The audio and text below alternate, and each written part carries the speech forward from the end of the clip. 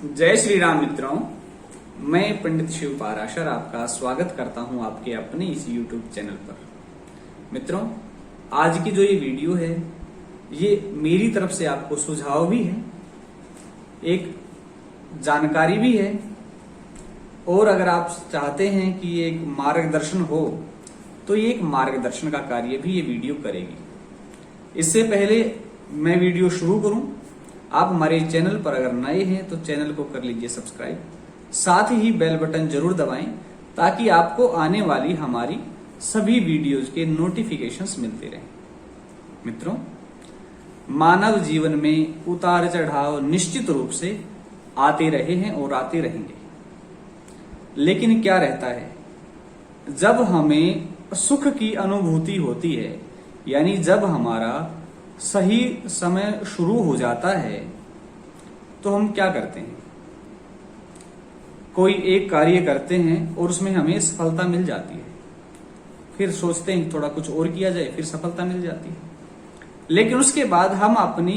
इस प्रवाह को, इस गति को रोक लेते हैं, जिससे वो जो समय आया हुआ है, जो हमारी सारी अपॉर्चुनिटी हमें एक विशेष सफलता दे सकती हैं, हमने उनके प्रवाह को रोक लिया है। उसके पश्चात हमारा दूसरा समय भी शुरू होता है, जिसको आप चाहें तो एक उतार की स्थिति समझ सकते हैं। उस समय हम थोड़ा बहुत प्रयास करते हैं, असफल हो जाते हैं, ज्यादा मेहनत करते हैं, उसके पश्चात भी सफलता नहीं मिलती है। फिर हम कोसते रहते हैं हमारे भाग्य को, बल्कि ये नहीं सोचते कि जब हमारा सही समय आया हुआ था, जब हमारी सारी अपॉर्चुनिटी सफलताएं देने वाली थी, तब हमने उन अपॉर्चुनिटीज को अवेल नहीं किया। अगर हम उस सही समय का सदुपयोग करते और उसमें ज्यादा से ज्यादा अपॉर्चुनिटीज को हम अवेल कर लेते, तो फिर आज बुरे समय में हम अपनी किस्मत को नहीं कोस रहे होते। जी बिल्कुल, देखिए, मानव जीवन के ऊपर 9 के 9 ग्रहों का प्रभाव अवश्य ही पड़ता है, चाहे वो कोई अवतार हुए हों, चाहे महापुरुष हुए हों,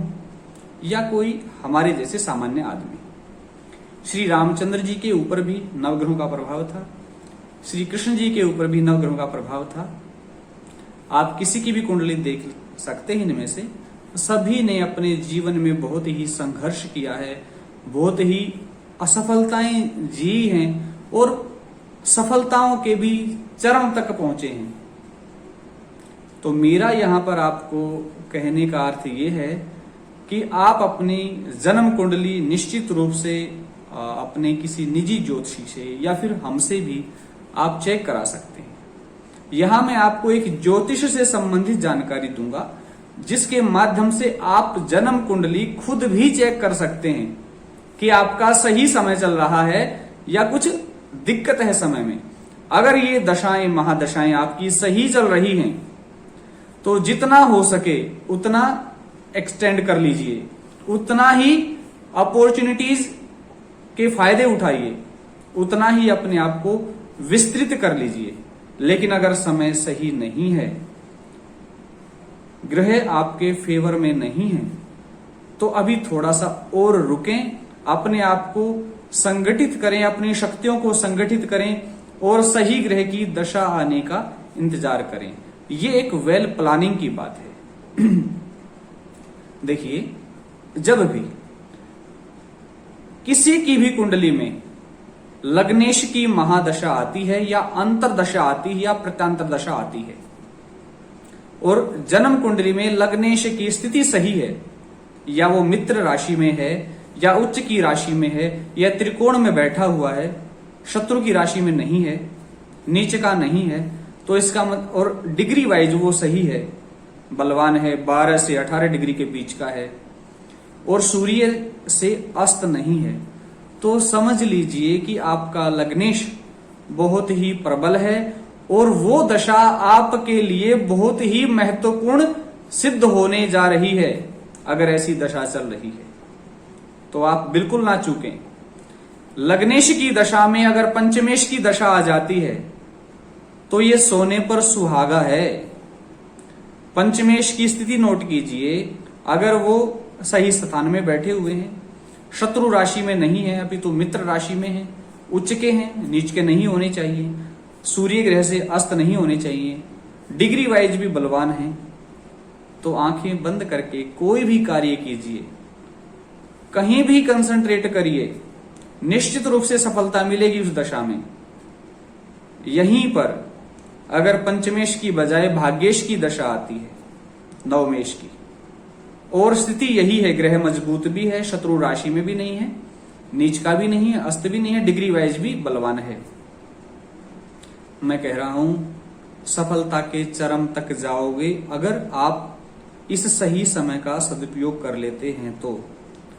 लेकिन संकोच में रहते हैं, सिर्फ इतने अधिक समय में, और अपॉर्चुनिटी दो ही उठाते हैं, बस भैया मैंने प्लॉट ले लिया है, घर अभी रुक के बनाएंगे, या बस अभी घर बनाया है, अभी बिजनेस थोड़ा बाद में करेंगे। यानी अगर आपने अपने आप को सीमाओं में बांध लिया है इस समय में, तो निश्चित रूप से आपने गलत निर्णय लिया है, क्योंकि दशा ऐसे ग्रह की थी जो आपके द्वार पर दरवाजा खटखटा रहा है कि सफलताओं के सारे मार्ग खुले हुए हैं। आप किसी भी रास्ते पर कदम तो रख के देखिए, तो इन अपॉर्चुनिटीज का आप फायदा उठाएं। लेकिन इनके विपरीत अगर दशाएं चल रही हैं छठे भाव के स्वामी की, महादशा है, अंतरदशा है, प्रत्यांतर दशा है, या अष्टम भाव के स्वामी की, या फिर 12वें भाव के स्वामी की, या फिर मार्केश की, तो ऐसे में पता है क्या है, आदमी सूझबूझ से तो काम लेता नहीं है, बस बिजनेस किया, उसमें ठप हो गया, दोबारा फिर करता है, फिर ठप हो जाता है, फिर करता है, फिर नुकसान, फिर अपनी किस्मत को कोसने लग जाता है। अगर वही आदमी सूझबूझ से काम करे कि अभी ऋणेश की दशा चली हुई है, यानी छठे भाव के अधिपति की दशा चली हुई है, और इस दशा में आपके पास जो सेविंग है, अगर आपको बिजनेस में लगा देते हैं या कहीं भी लगा देते हैं, तो आप कर्जवान होंगे, क्योंकि दशा के स्वामी का नाम क्या है, ऋणेश, कर्ज के स्वामी की दशा आ गई है, उसका कार्य आपके ऊपर कर्ज चढ़ाना है तो चढ़ाएगा। अगर आप अपनी कुंडली को पहले ही देख लें या आज वर्तमान में देख लें, आज अगर आप परेशानी से जूझ रहे हैं, नुकसान उठा रहे हैं, क्या पता 2 महीने बाद ऐसे ग्रह की दशा आ रही है जो आपके सारे मार्ग खोलेगा, तो 2 महीने आराम से अपनी शक्तियों को, अपनी ऊर्जाओं को संगठित करने में लगाइए, और 2 महीने बाद आप अपना कोई कार्य नया कर सकते हैं। तो ये बहुत ही समझदारी का, बहुत ही सोचने समझने का और गहन मनन करने का विषय है। बिल्कुल भी कंफ्यूजन में ना रहें आप। सही निर्णय, सटीक निर्णय आपके जीवन को सफलता के चरम तक ले जाता है, और गलत निर्णय, जल्दबाजी में लिया हुआ निर्णय, गलत समय में लिए हुए एक निर्णय के पश्चात दूसरे निर्णय, तीसरे निर्णय, चौथे निर्णय, ये सारे आपको असफलता के गर्त में धकेल देते हैं। तो आप जन्म कुंडली पर भरोसा रखें, ग्रहों की दशाओं को समझें, मैंने जो आपको जानकारी दी है उसको आप समझें, कुंडली दिखवाएं, किसी अच्छे ज्योतिषी से दिखवाएं। आप हमारे से भी संपर्क कर सकते हैं, जो स्क्रीन पर जो नंबर दिया हुआ है वो निजी रूप से मेरा ही नंबर है और एक ही नंबर है। आप इस पर संपर्क करके अपनी जन्म कुंडली दिखवा सकते हैं, विश्लेषण करा सकते हैं। अगली वीडियो में फिर मिलते हैं नए उत्साह के साथ, नई जानकारी के साथ। तब तक इजाजत दीजिए। जय श्री राम।